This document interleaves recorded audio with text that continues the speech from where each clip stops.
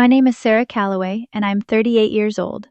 And the night my father announced to the entire family that I had finally, mercifully admitted defeat, I was sitting at the far end of his dining room table, eating my mother's pot roast and thinking about soil pH.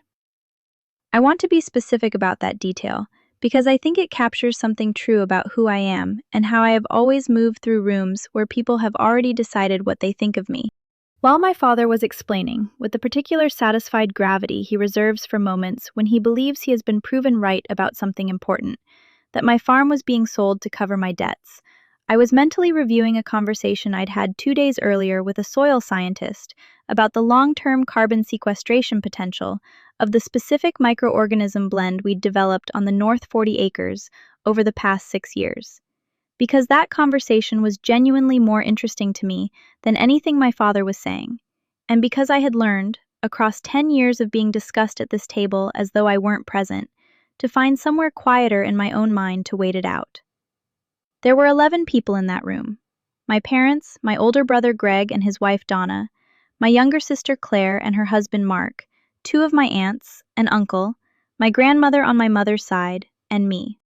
It was a Sunday in March, the specific kind of early spring Sunday in rural Ohio, where the ground is still frozen but the light has started to change, coming through the dining room windows at a lower angle than winter, suggesting warmth it can't yet deliver. My mother had made the pot roast she makes for every occasion she doesn't know how to emotionally classify, as though the act of braising something for 4 hours resolves whatever ambiguity a situation carries. My father, whose name is Donald Calloway, and who has spent 40 years running a mid-sized construction supply company with a confidence I have always genuinely respected, even when it was pointed directly at me, stood at the head of the table during dessert and delivered his announcement the way he delivers everything he believes is important, standing, unhurried, with the specific authority of a man who has never once in his life doubted his own read of a situation. "I want everyone to know," he said, "that Sarah's made the right call. It took longer than it should have, and Lord knows we all tried to tell her, but she's decided to let the farm go. Clear the debts, start fresh. That took courage, and I, for one, am proud of her for finally listening to reason." I want to describe what happened in that room, because I think the specific texture of it matters more than the dramatic version would. Nobody was cruel. That's the part of this story that I think people find hardest to understand, because cruelty would have been easier to sit across from than what actually happened, which was warmth. Genuine, generous, utterly condescending warmth. My Aunt Patricia reached across the table and squeezed my hand. My grandmother nodded with the specific slow approval she reserves for people who have finally done something sensible. Greg said, "Good call, Sarah," without looking up from his pie, the way you'd compliment someone for finally coming in out of the rain after standing in it longer than anyone thought reasonable. My mother looked at me with an expression I had been receiving from her for 10 years, not unkind, not triumphant, something closer to the specific relief of a woman who has spent a decade worrying about her most difficult child and has just been told the worrying is over. I said thank you. I want to be honest about that, because I think some people expect me to have said something sharp, something that would have signaled to the room that they'd misread the situation. I said thank you the way I always say it in rooms like this one, clearly, warmly, meaning it completely, for an entirely different reason than the room believed. My father sat back down, satisfied, and my mother passed the pie, and 11 people settled into the comfortable conversation of a family that believes it has just witnessed a small, private surrender. And I sat at the far end of the table eating pot roast and thinking about soil pH, exactly the same as I'd been doing before the announcement, because nothing about my actual life had changed in the past 60 seconds, except that my family now had a slightly more confident version of the story they'd always told about me. 3 days later, in a conference room in Columbus, I signed the documents that completed the sale of Calloway Organic Farm to Meridian Agricultural Holdings for $10,500,000. I want to tell you how I felt in that moment, because I think the honest answer surprises people. I did not feel triumphant. I did not feel, sitting across that conference table from 4 people in suits I'd spent 14 months negotiating with, the specific, vindicated satisfaction that this story probably seems to be building toward. What I felt, watching my own signature go down on the last page of a document that represented 10 years of my life converted into a number, was something much quieter and considerably more complicated, a kind of completed grief, the specific emotion of finishing something you built with your whole self and choosing, deliberately, to let it go, even though you could have kept it, because the thing you wanted to build next was bigger than the space the first thing had room for. The lead attorney across the table, a woman named Jennifer Morse, who had been in agricultural acquisition law for 20 years and had told me, during our third meeting, that she found it refreshing to negotiate with a seller who actually understood every clause she was reading, asked me what I was planning next. Another farm, I said. Bigger. Different model. I've been thinking about it for about 3 years. She looked at me over her reading glasses. You're going to build another one. I built the first one with $50,000 in 6 years, I said. I have considerably more resources now. She smiled, the specific smile of someone who has spent 20 years watching people with resources fail at exactly what I was describing and has learned not to say so directly. I didn't need to correct her read of the situation. I'd spent 10 years not correcting people's reads of situations, and I had gotten very, very good at it.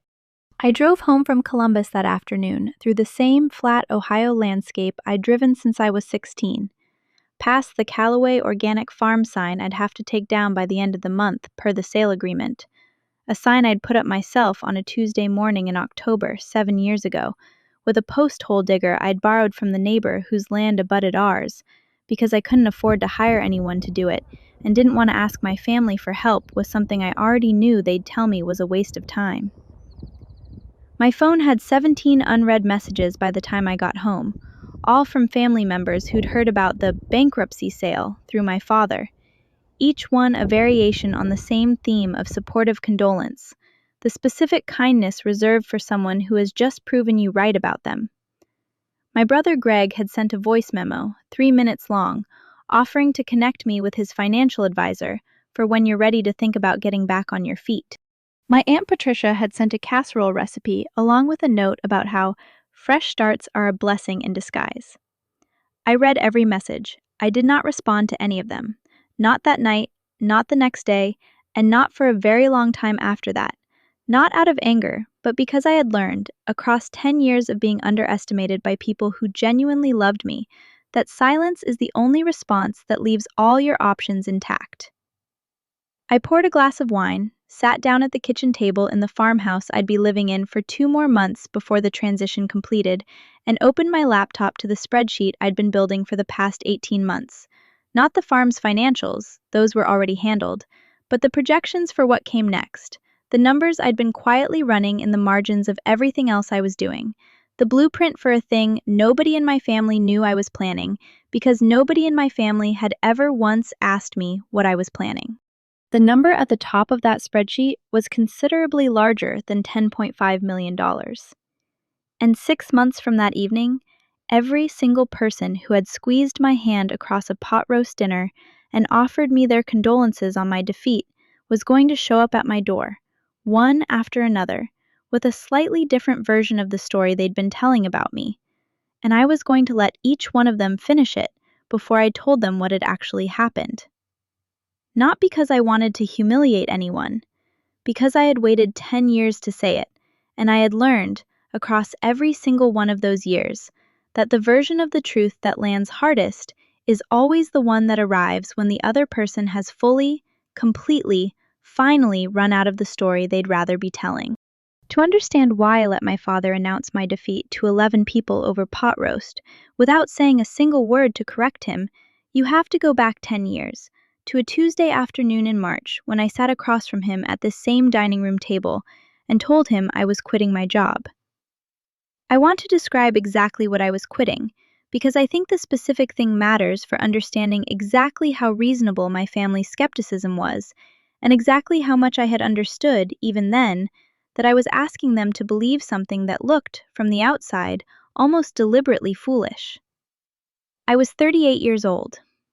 I had a master's degree in agricultural science from Ohio State, and more relevantly to my family's frame of reference, an MBA from the same institution, earned nights and weekends across 3 years while working full-time.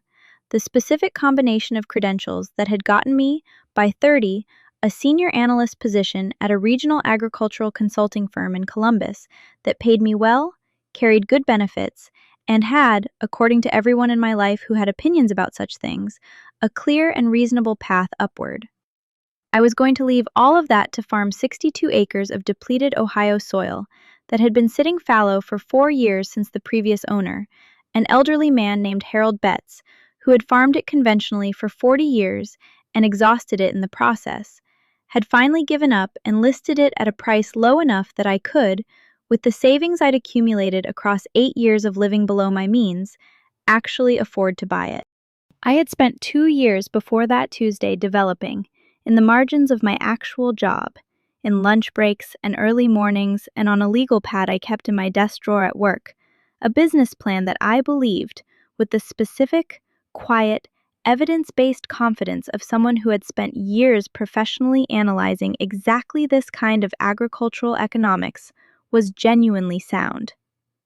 I wasn't going to farm it conventionally. I was going to rebuild the soil using a regenerative organic system, transition it to certified organic production across 3 years, and build direct-to-market relationships with restaurants and eventually regional grocery chains while the certification process completed.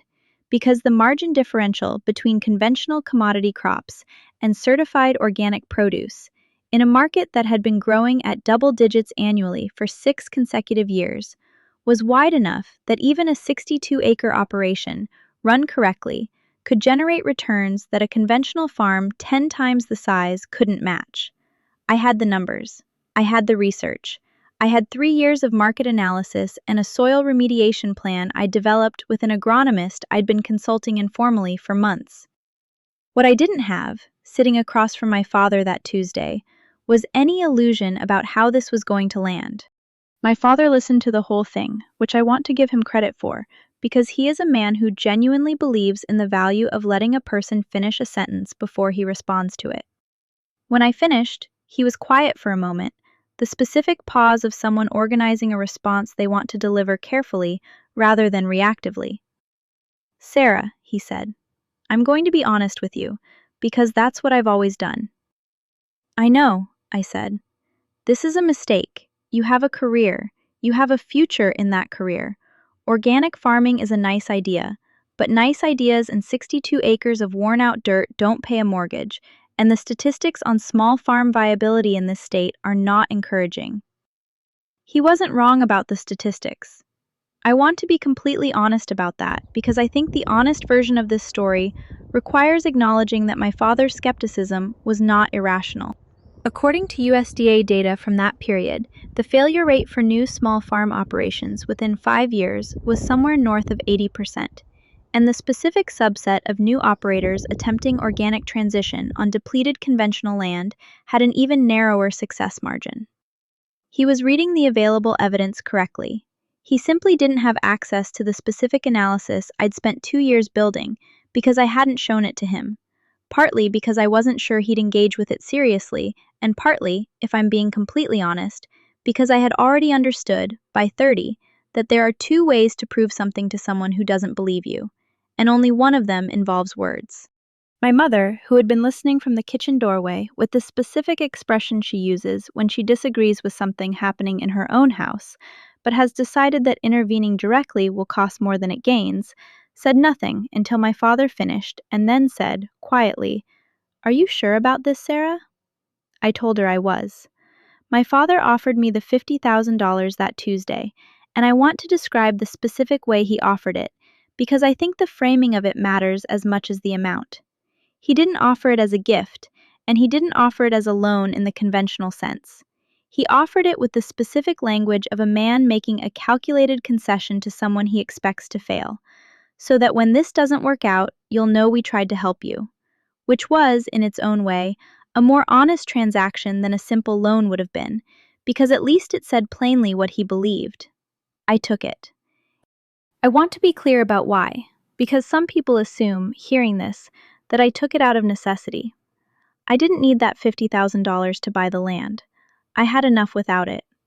I took it because I understood, that Tuesday, that the $50,000 represented my father's maximum belief in my probability of success, and that taking it meant the eventual return of it would mean something specific. Not just the money back, but the demonstration that his maximum had been insufficient.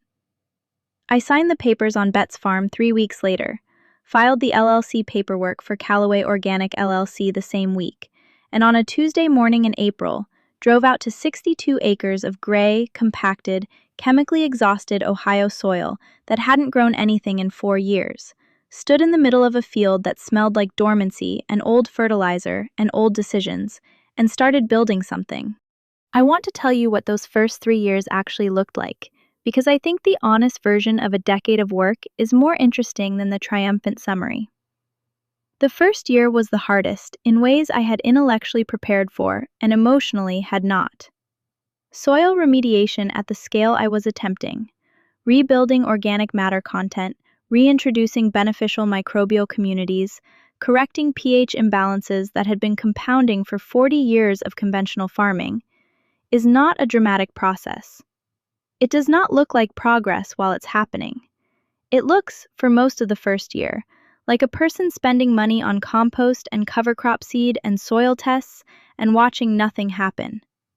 My family's running commentary across that first year was not malicious. I want to emphasize that, because I think it matters for understanding how I eventually chose to respond to all of it. Every comment came from a place of genuine love and genuine conviction that they were watching someone they cared about make a preventable mistake in slow motion. Greg called every few weeks and asked how the dirt project was going, with the specific humor of someone who thinks naming something silly will make the person doing it eventually recognize its silliness. My father sent a single forwarded news article about a nearby organic operation that had gone under, with no added comment, just his name at the bottom, which I understood to mean exactly what it meant. Claire, who is the kindest person in our family and therefore the hardest to be disagreed with by, asked at every holiday whether I was thinking about having a backup plan, just in case, with a genuine concern that made the question harder to answer than a crueler version of it would have been. I answered all of it the same way, which was warmly, briefly, and without detail, because I had decided, in that first gray spring, standing in a field that didn't yet know what it was going to become, that the only thing I was going to say about my farm was what the farm itself eventually said.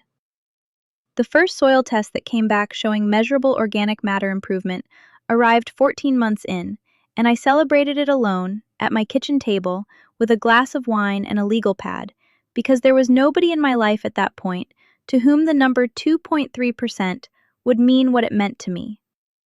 What it meant was this: the soil was waking up, and by the time my family started to notice, years later, that something had gone differently than they'd expected, I had already quietly, calmly, returned every dollar of my father's $50,000, with 8% annual interest, because that was the rate I'd have paid any other investor, and I had always believed in treating the terms of a thing the same, regardless of whether the other party remembered making them. The transfer had cleared 3 years before that pot roast dinner. My father had never mentioned it. I want to tell you what building Calloway Organic actually looked like, year by year, because I think the specific mechanics of it matter more than the inspirational summary, and because the details are the only thing that ever actually answered the question my family kept asking in different ways across 10 years, which was, how does someone do something like this alone? The answer, it turns out, is the same answer it always is for anyone who has ever built something real from a standing start, and it has nothing to do with inspiration or passion or any of the other words people use to describe work they've never actually done. It has to do with sequencing. Understanding which problem has to be solved before which other problem becomes solvable, and being willing to do the unglamorous version of each solution because the glamorous version costs more than you have and takes longer than you can afford. Year 1 was entirely soil. I want to be precise about this because I think it's the detail that separates people who understand agriculture from people who think they do. You cannot grow a profitable crop on depleted soil any more than you can build a house on a cracked foundation. And the specific depletion I'd inherited from 40 years of Harold Betts's conventional operation meant I was starting approximately 4 feet below zero before I planted a single seed. The organic matter content of that soil when I bought it was 0.8%. Healthy agricultural soil runs between 3 and 5%. Getting from 0.8 to anything viable meant 3 years of cover cropping, composting, reduced tillage, and the specific patience of someone who has done the math and knows that soil biology operates on its own timeline, regardless of anyone's business plan. I ran the farm's first year entirely on savings and the $50,000, spending on inputs and nothing else, living in the farmhouse I'd budgeted for, and driving the truck I'd owned for 6 years, and eating a great deal of whatever I grew experimentally in the kitchen garden I kept behind the house because I couldn't yet afford to be sentimental about food. My family's financial picture of this period was, from the outside, indistinguishable from slow failure, which I understood and had factored in from the beginning. What my family didn't see, because I didn't show them, was the spreadsheet I updated every single Sunday evening at the kitchen table, tracking every input cost, every soil test result, every market price movement, every relationship I was building, methodically, with potential buyers I'd identified in year one and had been corresponding with since before I signed the purchase papers. By the end of year one, I had soil test results showing organic matter at 1.4%, still far from where I needed it, but moving measurably in the right direction. And I had 3 restaurant chefs in Columbus who had told me, in writing, that they would buy from me the moment I had certified product to sell. Year 2 was the year the work became visible to people who weren't looking at spreadsheets, because year 2 was when the cover crops I'd established started producing the specific kind of thick, biologically active soil surface that anyone who has ever farmed can recognize on site as a system that's coming back to life. My neighbor, an older man named Dale Hutchins, who had farmed conventionally his whole life and had watched my first year with what I could only describe as politely skeptical interest, stopped his truck along my fence line one morning in April of year 2 and said, with the specific brevity of a man who doesn't waste words on things that haven't earned them, "That's looking better." From Dale Hutchins, that sentence was a standing ovation. My family's year 2 commentary was slightly more muted than year 1, which I interpreted at the time as either boredom with the topic or a grudging, unspoken recalibration of their expectations downward. Not that they now believed I would succeed, but that they had perhaps realized that commenting regularly on an ongoing failure was more effort than they wanted to sustain indefinitely. Greg stopped calling about the dirt project. My father sent no more forwarded articles. The family's collective attention moved, as collective attention tends to do, toward whatever more immediate drama had surfaced in other people's lives. I completed my organic certification in year 3, 14 months ahead of the schedule I'd originally projected, because the soil remediation had moved faster than my baseline model once I'd introduced the specific mycorrhizal inoculant blend I'd developed with Dr. Carol Hennessy, an agronomist at Ohio State whose research on soil microbiome recovery in depleted agricultural land I'd been following since graduate school, and who had agreed, after I'd emailed her a summary of my first 2 years' soil test data, to consult on my operation on a part-time basis in exchange for access to my results for her ongoing research. The certification changed everything, the way any credential changes everything in a field where credentials are the difference between a commodity price and a premium price.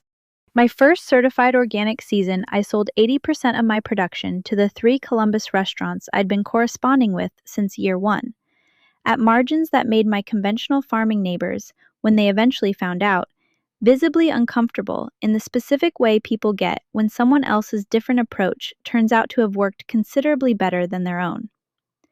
The remaining 20% went to a regional farmers market in Columbus, where I had a booth every Saturday from May through October, and where I met, in my 3rd certified season, a procurement manager from Meridian Agricultural Holdings named Tom Gallagher, who had driven out from their regional office specifically because a chef he worked with had told him he needed to understand where she was getting her produce. I want to describe that first conversation with Tom carefully, because I think the way it actually went is considerably more interesting than the version where a big company simply shows up and offers a farmer a check. Tom Gallagher was not, at that first meeting, interested in buying my farm. He was interested in understanding my production model, because Meridian's parent company had been under shareholder pressure for 3 years to demonstrate a credible organic portfolio, and they had been trying to acquire that portfolio through conventional means, buying established certified organic operations, and finding, consistently, that established certified organic operations either didn't want to sell or were priced at multiples that didn't work for their acquisition model. What Tom was looking for, though he didn't say this directly at our first meeting over coffee at the farmer's market while I sold heirloom tomatoes to the people around us, was a production model he could replicate at scale. Not one farm, a system. I had spent 3 years building a system. We met 4 more times over the following year, each conversation longer and more specific than the last, moving from my production methods to my soil data to the economic model I'd developed for organic transition at scale, the spreadsheet I'd been building in the margins of everything else for 6 years by that point. The one that had started as a business plan for 62 acres and had gradually, across each season, expanded into something considerably more ambitious than what I'd bought Harold Betts's worn-out land to build. By year 7, Calloway Organic was generating $1.2 million in annual revenue on 62 acres. I want to put that number in context because I think it matters. The average conventional corn and soybean operation of comparable size in Ohio was generating somewhere between $80,000 and $120,000 in gross revenue. My margins were different because my model was different, because I had spent 6 years building relationships with buyers who paid premium prices for documented quality and provenance, because I had invested in the soil before I invested in the crop, and because the organic certification I'd achieved 14 months ahead of schedule had opened a price tier my conventional neighbors couldn't access, regardless of how efficiently they operated. My family's awareness of these numbers was, by year 7, essentially zero. Not because I was hiding them. My LLC filings were public record, the way all business filings are, but because nobody in my family had ever thought to look, which is a different kind of invisibility than secrecy. The specific invisibility of a thing nobody believes is worth examining. I remember the family Christmas of year 7 with particular clarity because it was the year my brother Greg announced, over my mother's pot roast, that his construction supply sales territory had hit a record quarter, and my father led the table in a toast to Greg's success that lasted approximately 2 minutes and included the phrase, "This is what happens when you commit to something and stay the course," and nobody in that room, including me, said a single word about the $1.2 million operation I was running 4 miles away. I raised my glass. I meant the toast genuinely, the way you can mean something genuinely for more than one reason at once. I was proud of Greg. I was also, I'll be honest, sitting with the specific, clear-eyed awareness of someone who has understood for 7 years that the room she's in has never bothered to ask what she's actually doing, and has decided, long since, that the answer to that is to simply keep doing it. 2 months after that Christmas, Tom Gallagher called and told me that Meridian's board had approved a formal acquisition offer. I asked him to email me the number before he said it out loud, because I wanted to read it first rather than hear it. The same way I always prefer to read a thing rather than hear it, because reading gives you a moment before you have to decide what your face does. The email arrived 11 seconds later. I read the number. I set my phone face down on the kitchen table. I picked up the spreadsheet I'd been building for 8 years and looked at the projection I'd written at the top of it the first year, the number I'd been working toward without telling anyone, and I felt the specific, quiet satisfaction of watching a projection confirm itself. The number in Meridian's offer was $3 million higher than what I'd projected. I called Tom back and told him I was interested, and that I had some questions about structure, and that I'd like to begin formal negotiations at his earliest convenience. Then I closed my laptop, drove into town, and had dinner alone at a restaurant that had been buying my produce for 4 years, at a corner table by the window, and I ordered the lamb that was on their menu, specifically because it came from a farm I knew, and I ate it slowly, and I did not tell a single person what had just happened. The negotiation took 14 months. I want to tell you what 14 months of negotiating a 9-figure acquisition actually looks like from the inside, because I think the version people imagine, dramatic meetings, high-stakes confrontations, a climactic moment where someone slides a final number across a polished table, is almost entirely wrong. What it actually looks like is a very large amount of paperwork, a very large amount of waiting, and the specific, grinding patience of someone who has learned, across 10 years of building something from depleted soil, that the timeline of a thing is rarely the timeline you'd choose for it, and almost always the timeline it requires. Meridian's acquisition team consisted of 4 people: Tom Gallagher, who handled the agricultural side, a corporate attorney named Susan Park, who had the specific, efficient warmth of someone who closes deals for a living and has learned that being pleasant is faster than being adversarial. A financial analyst named Kevin, whose last name I never retained, but whose attention to the details of my soil data was the most genuinely flattering professional experience of the entire process. And a silent fourth presence who appeared at exactly 2 meetings and said almost nothing both times, who Tom eventually identified as a board observer, there to confirm that the asset was what the paperwork said it was. I hired my own attorney, a woman named Margaret Cho, who specialized in agricultural transactions and who had been recommended to me by Dr. Hennessy at Ohio State as the person you want across the table from anyone who does this for a living. Margaret was 53, precise, and had the specific quality I value most in any professional, which is that she explained every single thing she was doing and why, without being asked, because she understood that a client who understands the process makes better decisions than a client who is simply trusting someone to manage it for them. The opening offer had been $9.2 million. I want to put that number down plainly, because I think there's a tendency in stories like this to skip past the financial specifics in favor of the emotional arc, and the financial specifics are, in this case, the entire point. $9.2 million for a 62-acre organic operation in rural Ohio was, by any reasonable agricultural market metric, an aggressive opening number. Meridian clearly wanted the asset, and they'd priced the offer high enough that a less prepared seller might have simply said yes before fully understanding what they were selling. I was not a less prepared seller. What I understood, and what Margaret confirmed in our first meeting when I walked her through 8 years of financials and projections, was that Meridian wasn't buying 62 acres of Ohio farmland. They were buying a production system, a certified organic supply chain, a set of documented soil remediation protocols that their own agricultural team had apparently spent considerable time trying to replicate elsewhere without success, and a brand that had, over 8 years of direct-to-market relationships, developed the specific kind of provenance reputation in the Columbus restaurant community that takes years to build and cannot be acquired any other way.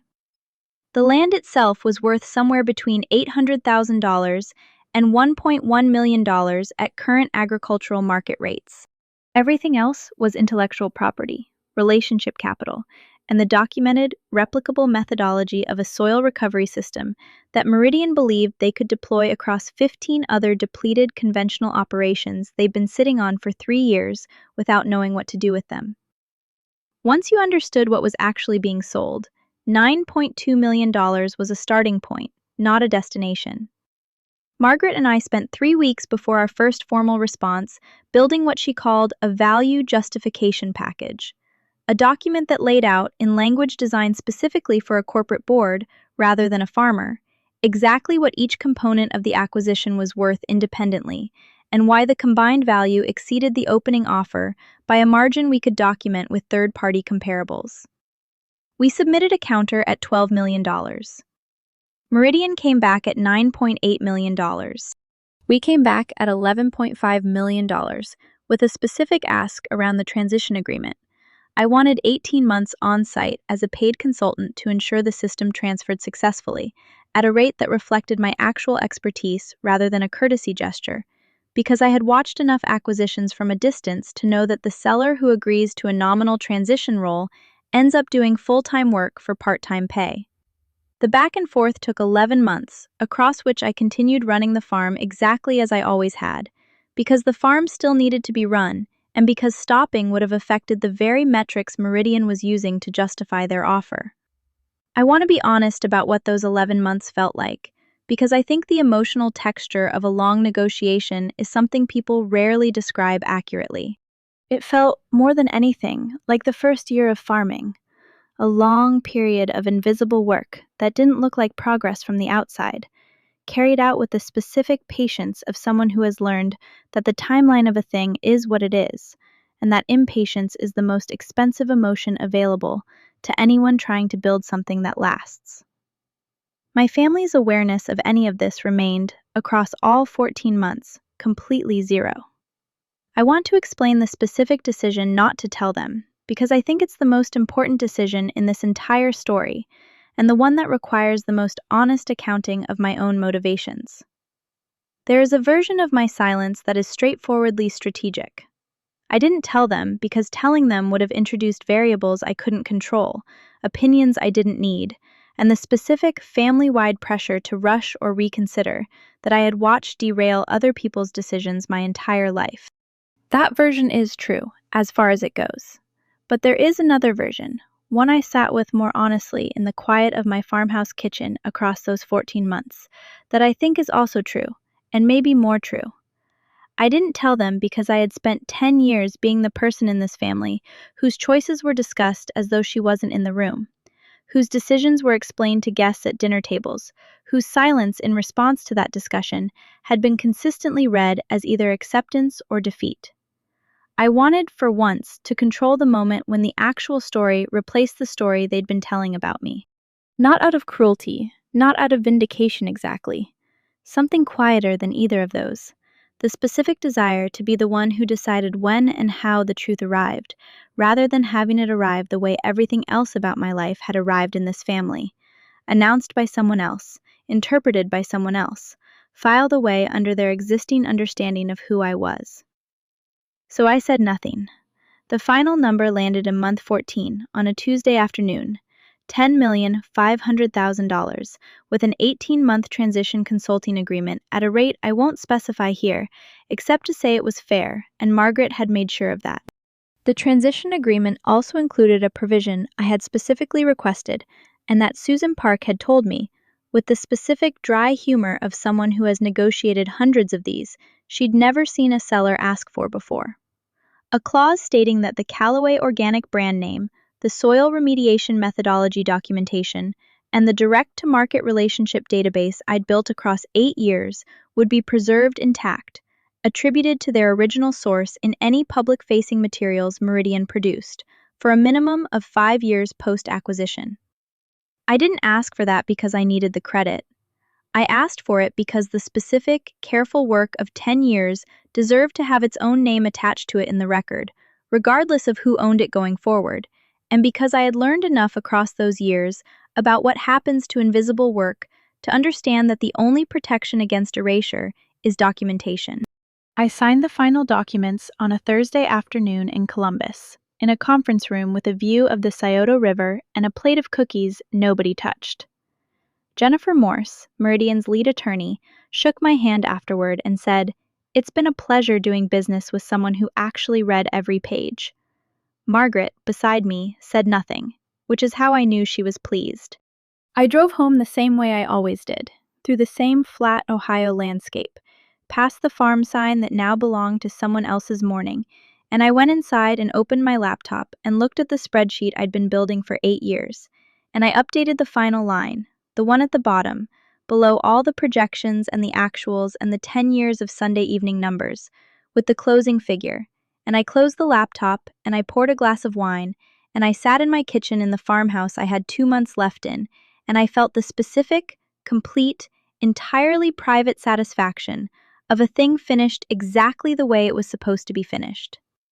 My phone had 4 unread messages, 2 from Margaret with post-closing logistics, 1 from Tom Gallagher, a brief, warm note thanking me for the most interesting acquisition process of his career. And one from my mother, sent that same afternoon, asking whether I was coming to Sunday dinner that week because she was making pot roast. I told her I'd be there. I did not tell her anything else. And 3 days later, my father stood at the head of that dining room table and announced to 11 people that I had finally, mercifully, admitted defeat. And I sat at the far end eating pot roast and thinking about the next farm.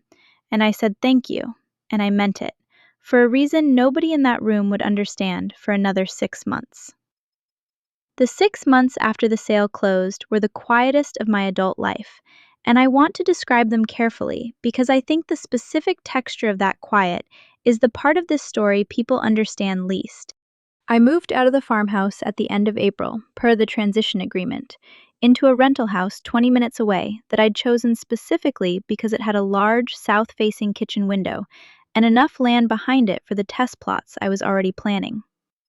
I furnished it minimally, the way I furnish everything, with the specific functional aesthetic of someone who has spent 10 years caring more about soil composition than interior design.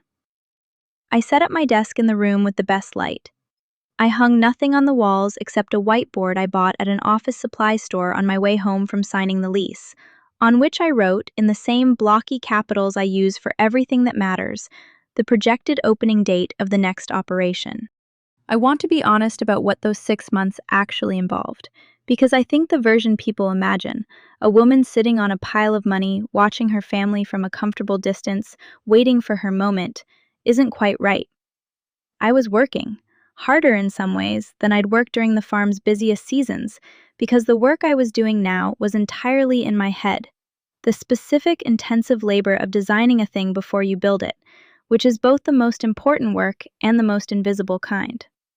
The consulting agreement with Meridian occupied roughly 20 hours a week. Site visits, staff training sessions, documentation reviews, the careful, methodical work of transferring a decade of accumulated knowledge into formats that could survive my absence. Tom Gallagher turned out to be a genuinely good operator, the kind of person who asks real questions and retains the answers, and the Meridian team he'd assembled for the transition was, with 2 exceptions I redirected diplomatically, competent and genuinely interested in understanding what they'd acquired. I found, somewhat to my own surprise, that I enjoyed the consulting work in a way I hadn't fully anticipated, not because it was easier than farming, but because it confirmed, in the specific, external way that 10 years of private conviction never quite can, that what I'd built was real and replicable and worth understanding. The remaining 40 hours a week I spent on the next farm. I had identified the property 18 months earlier, during the negotiation with Meridian, because I had learned in year 2 of Calloway Organic that the best time to look for the next thing is while you're still fully occupied with the current thing, when you're not yet desperate and your judgment isn't clouded by urgency. It was a 200-acre parcel in a county 2 hours east, formerly a conventional dairy operation that had been sitting idle for 6 years after its owner retired without a succession plan. The specific kind of agricultural asset that sits at the intersection of depleted and undervalued, that I had learned, across 10 years, to recognize the way a geologist recognizes a particular rock formation, not because it looks promising on the surface, but because you know what the surface is hiding. The soil situation was, if anything, worse than what I'd inherited from Harold Betts.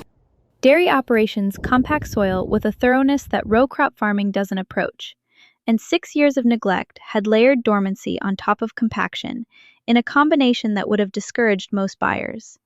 It did not discourage me, because I now had 8 years of documented soil remediation data, a proven protocol, and considerably more capital than I'd had standing in Harold Betts's field at 30, with $50,000 and a legal pad.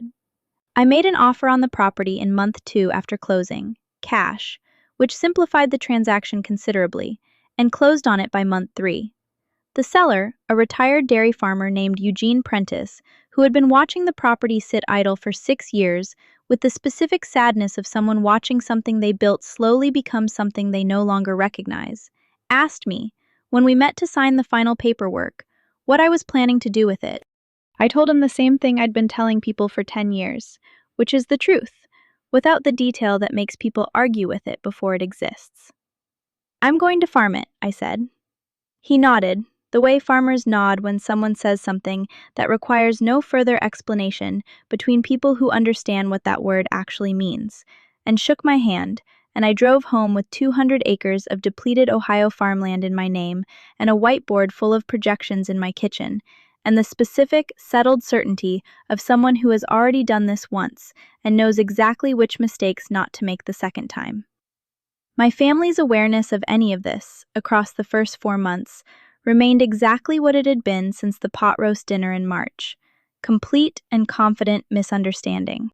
I knew this not through any surveillance of their conversations, but through the specific social signals that travel through a family like weather, arriving without announcement in the form of texts and forwarded articles, and the secondhand reports that come through my mother, who is, without malice and without any awareness that she's doing it, the most efficient information conduit in our family's ecosystem. My Aunt Patricia sent me, in month 2, a clipped article about retraining programs for career changers in their 40s, with a post-it note that said, "Just in case you want options," in her distinctive rounded handwriting. Greg texted in month 3 asking if I wanted to grab lunch and catch up, a specific phrase he uses when he wants to check on me without saying directly that he's checking on me, the same way he'd asked every few months during the farm's first struggling years. I said yes. We had lunch at a diner in town, and Greg spent most of it talking about his record sales quarter and a vacation he and Donna were planning to Portugal. And at the end, over coffee, he said, with the careful casualness of someone who has been working up to something, "So what are you thinking about doing next, now that the farm thing is wrapped up?" I told him I was still figuring it out. He nodded with the specific relief of someone who'd been worried the answer would be another farm. My mother called every Sunday, as she always has, and our conversations in those months had the Claude's response was interrupted. The first person who showed up at my door was not who I expected. I want to be precise about the timing, because the sequence of it matters. It was a Thursday evening in late September, 6 months and 11 days after the pot roast dinner, and I was sitting at my kitchen table with my laptop open to a soil amendment spreadsheet for the east quadrant of the new property, when I heard a car in the driveway. Not my mother's car, which I'd have recognized, and not Greg's truck, but a silver sedan I placed after a moment as my sister Claire's. I watched her walk up to the door from the kitchen window, the way you watch something you've been anticipating without knowing exactly when it would arrive. Claire is the kindest person in my family, which I've said before and mean in the fullest possible sense.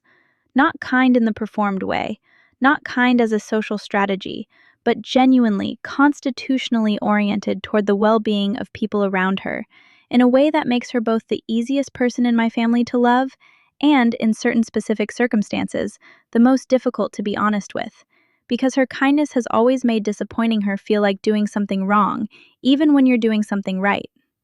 She knocked twice, which is how Claire always knocks, and I opened the door, and she stood on my porch in a cardigan I recognized from 3 Christmases ago, with a casserole dish in both hands, and the specific expression of someone who has been worrying about something for long enough that the worry has become indistinguishable from the thing itself.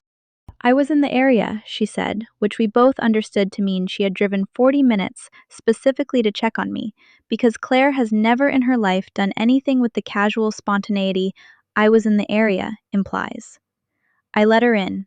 I put the casserole in the oven because it smelled like something that deserved to be warm, and I made coffee, and we sat at the same kitchen table where I'd been working when she arrived, and she talked for almost 20 minutes, about her kids, about Mark's job, about a renovation they were considering for the bathroom, before she said the thing she'd driven 40 minutes to say. "I just wanted to make sure you were okay," she said. "After everything, with the farm. I know how much it meant to you." I looked at my sister across the table and felt the specific, complicated affection of someone who has been loved, genuinely and consistently, by a person who has spent that entire time loving a version of you that isn't quite accurate. "I'm okay," I said, because it was true, and because October was 2 weeks away and I wasn't ready yet. She nodded, and I could see her deciding whether to ask more, the specific internal negotiation of someone who wants to help, and isn't sure whether asking constitutes help or intrusion. Dad feels bad, I think, she said eventually. About the dinner, about what he said. He hasn't brought it up, but I can tell. He shouldn't feel bad, I said, which was also true, for reasons Claire didn't yet have the context to understand. She stayed for dinner. We ate her casserole and talked about her kids and the renovation and a book she'd been reading, and it was, genuinely, a good evening. The specific kind of uncomplicated warmth that exists between two people who love each other outside of any particular conflict. And I sat across from my sister and was glad she'd come, and I still didn't tell her anything, because it wasn't yet time. She left at 8:30, hugging me at the door with the specific tightness of someone who is worried about you and is trying to put that worry into physical form. And I watched her car back out of the driveway and felt the familiar, settled patience of someone who has learned to wait for the right moment rather than forcing the one that's available. Greg came 3 weeks later, which was more expected. Greg's version of checking in is different from Claire's. Less pastoral, more transactional, delivered with the specific efficiency of a man who has processed his concern into a form of practical action, because sitting with unresolved worry is not something Greg has ever been comfortable doing. He showed up on a Saturday morning with coffee from the place in town I'd mentioned once, years ago, was my favorite, a detail I was surprised he'd retained. And he stood in my kitchen with his hands in his pockets, the way he stands when he's about to say something he's been preparing. "I've been thinking," he said, "and I wanted to float something. My company does a referral program for people looking to move into industrial sales. The margins are good, the training's solid, and I've got enough pull to get you a real look if you wanted it. No pressure, just, it might be a good time to think about something stable." I looked at my brother, this person I had known my entire life, who had driven 45 minutes on a Saturday morning to offer me a job referral in a field I'd left 20 years ago because he genuinely, completely, and with total good faith believed that I needed saving. "I appreciate that," I said. "I really do." "I know the farm thing didn't work out the way you hoped," he said. "That doesn't mean—" "Greg," I said, "I'm okay, I promise." He looked at me for a moment with the specific, searching expression of someone trying to determine whether "I'm okay" means "I'm okay" or "I'm saying I'm okay because I don't want to talk about it," which are two entirely different statements that happen to use the same words. He apparently concluded it was the second one because he nodded and said, "All right," and changed the subject. And we spent the next hour talking about his Portugal trip and the record quarter and Donna's new job. And when he left, he hugged me in the brief, back-patting way Greg hugs, and said, "The offer stands, whenever." And I thanked him again and meant it, and watched his truck disappear down the road. My Aunt Patricia sent a card in early October with a gift card to a bookstore, and a note about how new chapters were often blessings in disguise, which I thought was genuinely sweet, and put on my refrigerator next to a soil test result I'd been pleased about. Then, on a Wednesday afternoon in the second week of October, I was sitting at my desk working through transition documentation for Meridian when my phone rang with a number I recognized as the main line for my father's construction supply company. Not his cell, the office line, which meant he'd called from his desk, which meant he'd thought about it first rather than picked up his phone on impulse. I answered on the third ring. "Sarah," he said, just that, the same way he always starts a call, my name as a complete sentence, a verbal acknowledgement that a connection has been established before he decides what to do with it. "Hi, Dad." He was quiet for a moment, the specific pause of a man organizing his thoughts, which he always does before saying something he considers important. "I wanted to check in," he said, "see how things were going." We talked for 12 minutes, which is longer than my father and I usually talk on the phone, about nothing specific, the weather, an equipment issue at his company, whether I'd been getting enough sleep, which is a question my father asks when he's worried about something he doesn't know how to name directly. At the end of those 12 minutes, he said the thing I'd understood since the Wednesday morning his office line came up on my phone was the actual reason for the call. "I've been thinking," he said, "about whether I was too hard on you. Over the years. About the farm." I want to describe how I felt hearing that sentence, because I think the honest answer is more complicated than the satisfying version would be. I did not feel vindicated. I did not feel the specific, warm relief of a long-awaited acknowledgement finally arriving. What I felt was something quieter and considerably more interesting. A recognition that my father, who is not a man who revisits his own conclusions easily, had arrived, across 6 months of silence on my end and genuine reflection on his, at a version of regret that cost him something real to say out loud. "You weren't too hard on me," I said. "You were working with the information you had." "Still," he said. "Still," I agreed. We were quiet for a moment, the specific, comfortable quiet that exists between two people who have said the important thing and don't need to elaborate on it. "What are you doing these days?" he asked then. The question he'd been building toward the entire call, I suspected, since the Wednesday morning he'd picked up his office phone instead of his cell. "Now that the farm is settled." I thought about October, about the whiteboard in my kitchen, about 200 acres 2 hours east that were already, according to the last soil test I'd run the previous week, showing the first measurable signs of the specific biological activity that I had learned, across 10 years, to recognize as the earliest indicator that a depleted system was beginning, slowly and irreversibly, to come back to life. "I'm working on something," I said. "Anything you want to talk about?" he asked. "Not yet," I said. "Soon." He accepted that the way he accepts most things I tell him directly, without pushing, which is the version of respect he's always been best at, even when the other versions were harder. We said goodbye, and I sat at my desk after I hung up and looked at the whiteboard for a long time, and I thought about the specific, strange arithmetic of a family. All the things said at wrong times, all the things understood too late, all the 10-year silences that turn out, eventually, to have been their own kind of conversation. 3 days later, on a Saturday morning, my father's car appeared in my driveway. He came alone, which was itself a statement, in our family's particular language of unspoken things. He knocked once, which is how my father knocks, and I opened the door and he stood on my porch in his good jacket, the one he wears when he's treating something as an occasion, holding a bottle of wine I recognized as the specific label he buys when he wants to acknowledge something without having a speech prepared about it. "I thought maybe we could talk," he said. I stepped back from the door to let him in, and as I did, I felt the moment shift into something it hadn't been yet, in 6 months of carefully timed silence.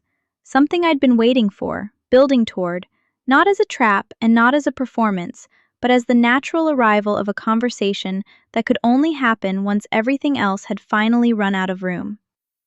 I put the wine on the counter. I made coffee, because my father doesn't drink wine before 5 o'clock, and I knew that. And I brought 2 mugs to the table, and I sat down across from him, and I looked at the man who had handed me $50,000 on a Tuesday afternoon 10 years ago, with the specific generosity of someone who genuinely expected to be proven right. And I said the thing I'd been saving, very quietly, for exactly this moment. "There's something I need to tell you," I said, "about the farm." His hands went still around his coffee mug. "All right," he said. "I want to tell you exactly how I told him, because I think the way a truth gets delivered matters almost as much as the truth itself, and I had thought about this specific conversation more than I had thought about almost anything else across 6 months of waiting for it. I did not lead with the number. I want to be clear about that, because I think the version of this story that leads with the number, $10.5 million, delivered as a revelation, watching my father's face process it in real time, would have been a different kind of conversation, one that was more about the impact of the number on him than about the actual, complete truth of what had happened. And the actual, complete truth was what I wanted him to have, in the right order, because the number without the context is just a number, and the context without the number is just a grievance, and neither one alone is the whole thing. So I started at the beginning.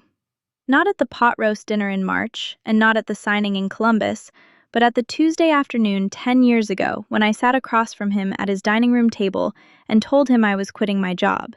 I told him what I'd actually had in my desk drawer that day, not just the idea, which was all he'd ever seen, but the 2 years of market analysis, the soil remediation plan I'd developed with the agronomist, The 3 years of projected financials I'd built in lunch breaks and early mornings that I hadn't shown him, because I had understood, at 30, that showing someone evidence of a plan they've already decided is foolish is not the same as changing their mind about it. He listened the way he'd listened 10 years ago, without interrupting, with the specific stillness of a man who processes things internally before he responds to them. His hand stayed wrapped around his coffee mug, and I watched his face move through several expressions across those first few minutes, none of which I could have named precisely, but all of which had the quality of someone rereading something they'd read before and finding it different the second time. I told him about year 1, the soil tests, the specific number, 0.8% organic matter, that I'd inherited from Harold Betts's 40 years of conventional farming, and what it had taken, month by month, to move it. I told him about the cover crops and the compost and the mycorrhizal inoculant blend, and about the Sunday evenings at the kitchen table with the spreadsheet, and about the 14 months before the first organic matter test came back showing measurable improvement, which was the longest 14 months of my life, carrying something nobody around me believed in, including, some mornings, myself. I told him about Dr. Carol Hennessy at Ohio State, whose research on soil microbiome recovery had given me the specific scientific framework I'd used to design my remediation protocol, and about the Tuesday morning she'd agreed to consult on my operation after I'd emailed her 2 years of soil test data, and how that partnership had accelerated the certification timeline by 14 months. I told him about the certification and the first Columbus restaurants and the farmers market booth on Saturday mornings, and the specific Saturday morning Tom Gallagher had driven out from Meridian's regional office because a chef he worked with had told him he needed to understand where she was getting her produce. I told him about the revenue figures, year by year, which I had printed out the night before on a single page that I now slid across the table toward him, not dramatically, just the way you pass someone a document you want them to read, because I had learned long ago that numbers on paper are more persuasive than numbers spoken aloud, and because I wanted him to be able to look at the progression: $180,000, $340,000, $620,000, $890,000, $1.2 million, in the specific, private way you read a thing you need time to absorb. He read it. He read it slowly, the way he reads everything he considers important, and I watched his eyes move down the column and reach the bottom, and stay there for a moment. Year 7, he said quietly, 1.2 million. On 62 acres, I said. He looked up at me. That's not possible. It's in the LLC filings, I said. They're public record. They've been public record for 8 years. He set the paper down. He looked at it for another moment, then looked at me, and I could see him doing the specific arithmetic of a man recalculating something he thought he'd already calculated, running numbers he hadn't known he needed to run. "Why didn't you show me this?" he said, not accusatorially, genuinely. "Because you'd already decided," I said. "Not because you were wrong to decide. You had the information available to you and you read it correctly." But I understood, that Tuesday when I sat across from you, that the only thing that was going to change your mind was the thing itself, and the thing itself needed time that an argument didn't. He was quiet for a long moment. Outside, through the kitchen window, the October light was doing the specific thing it does in Ohio in mid-autumn, going gold and horizontal, making everything it touches look more considered than it usually does. "Tell me about the sale," he said. So I told him about the sale. I told him about Tom Gallagher's first visit to the farmers market booth, and the 5 meetings over the following year, and the way the conversation had moved from my production methods to my soil data to the economic model I'd developed for organic transition at scale. I told him about hiring Margaret Cho and the opening offer at $9.2 million, and the 14 months of negotiation, and the specific, careful reasons I'd pushed for the brand preservation clause that Susan Park said she'd never seen a seller request before. I watched my father's face move through several more expressions across that part of the telling, and I want to try to describe what I saw there, because I think it matters more than the number does. What I saw was not quite what I'd expected, which had been some version of the delayed acknowledgement, the recognition that he'd been wrong, delivered with the particular stiffness of a man who doesn't make that admission easily. What I saw instead was something I hadn't prepared for, which was grief. A specific, private grief, the kind that doesn't perform itself, that sits behind a person's eyes without asking for anything. I think I understood what it was, watching him. It was the grief of a decade of Sundays. Every call Greg had made about the dirt project, every pot roast dinner, every forwarded news article about a failed organic operation, every Christmas toast to someone else's record quarter, understood all at once, in a single October afternoon, as a decade of looking directly at something real and choosing, not maliciously, but absolutely, not to see it. 10.5 million, he said. 10,500,000, I confirmed, plus the consulting agreement. He picked up his coffee mug, found it empty, set it back down. I got up and refilled it without being asked, the same way I'd done 10,000 times in that other kitchen, 4 miles away, at a table that no longer belonged to either of us. The $50,000, he said, when I sat back down. Returned 3 years ago, I said, with 8% annual interest. The transfer cleared on a Tuesday in February. I assumed you'd notice. He looked at me. I didn't notice. I know, I said. He was quiet for a long time after that, and I let the quiet be what it needed to be, because I had learned, across 10 years of farming, that the most important growth happens in the intervals between visible events, in the dark and the cold, underground, where nobody is watching and nothing looks like it's moving.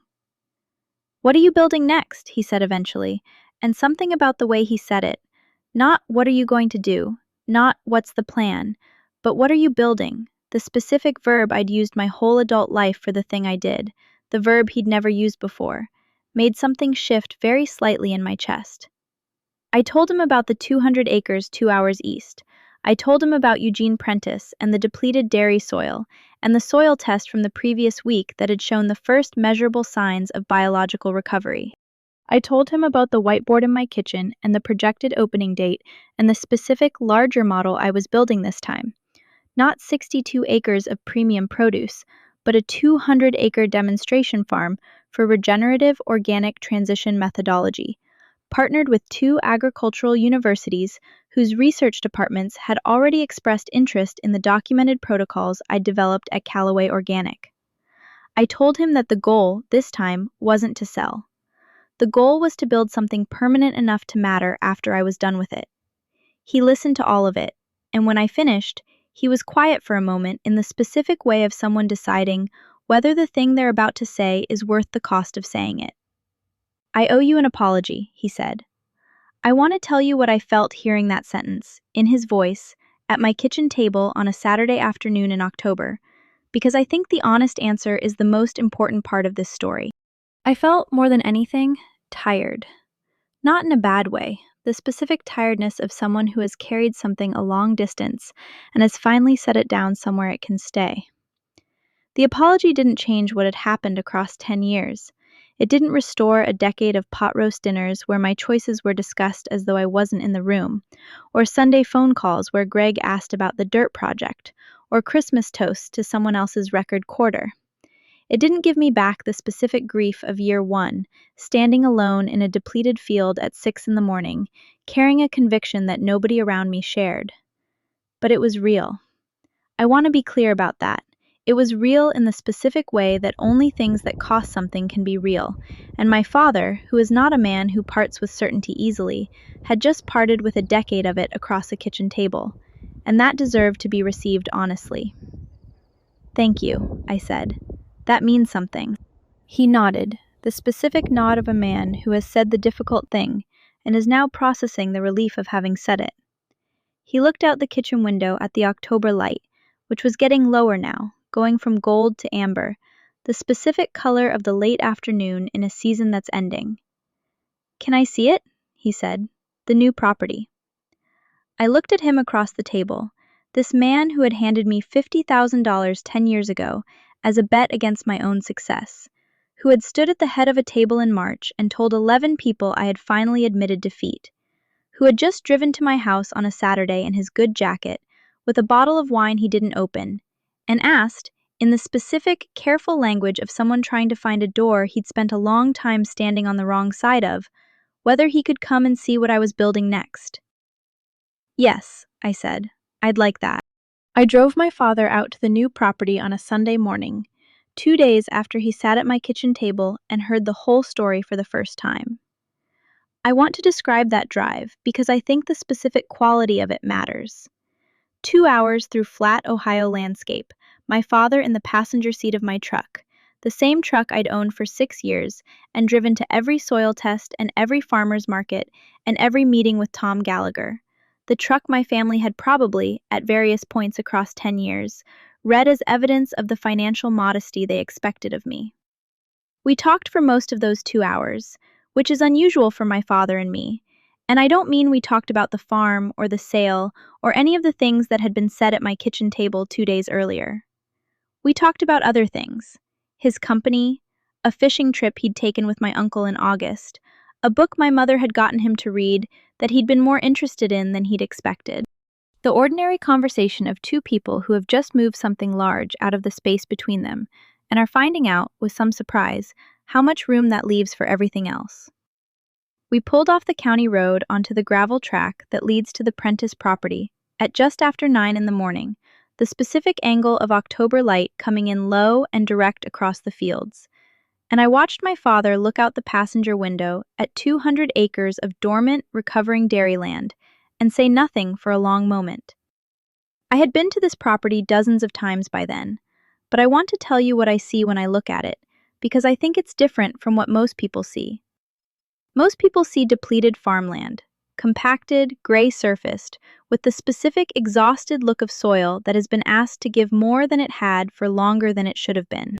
What I see, and what I have always seen in land like this, is a system at the beginning of its own recovery, already moving towards something better, invisibly, underground, in the specific, slow way that biological systems work when you stop asking them to fight against themselves and start giving them what they need.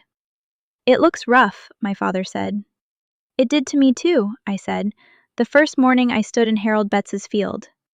He looked at me.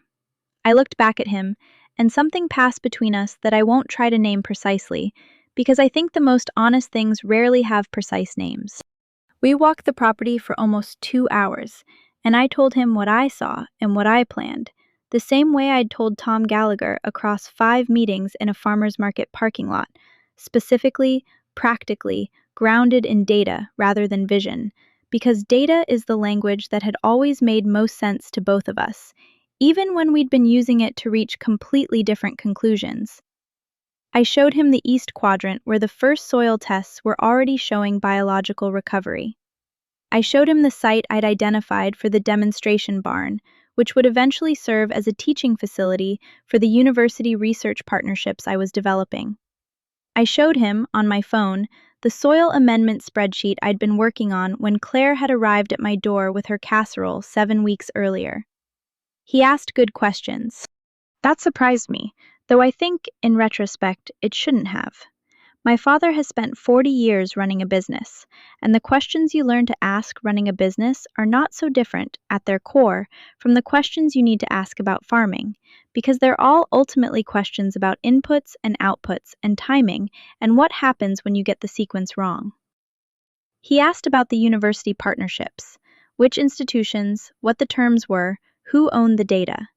He asked about my capital position, not intrusively, but with the specific, practical interest of someone who understood that 200 acres of depleted dairy land, plus a demonstration facility, plus 2 years of transition costs before any production revenue, added up to a number worth understanding.